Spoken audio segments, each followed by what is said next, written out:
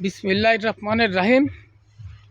পুরুষে যদি দুটো তিনটে নিয়ম আছে, চারটে আমি যতটুকু জানি, তা এই রকমের যদি বিয়ে করে তাহলে মহিলাগো কী হয়।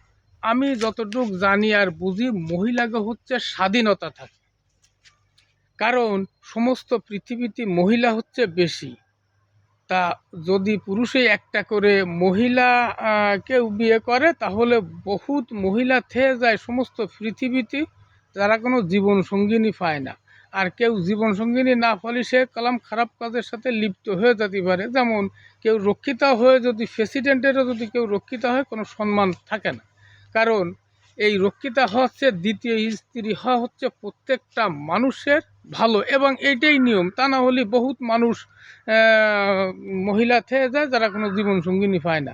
তা কেউ ওই খারাপ কাজের সে লিপ্ত না হয়ে যদি দ্বিতীয় স্ত্রী হয়, আর স্ত্রীর মর্যাদা ঠিক মতনই সম্মানীয়। যদি 3 নম্বর স্ত্রী থাকে, তাও বলে কি ওর ওই দ্বিতীয় স্ত্রী কলাম এই, তাহলে কলাম তারে ঠিক মতনই সম্মান করে। এই কারণের জন্য মহিলাকে স্বাধীনতা থাকে।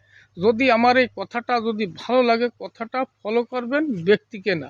আল্লাহ হাফেজ।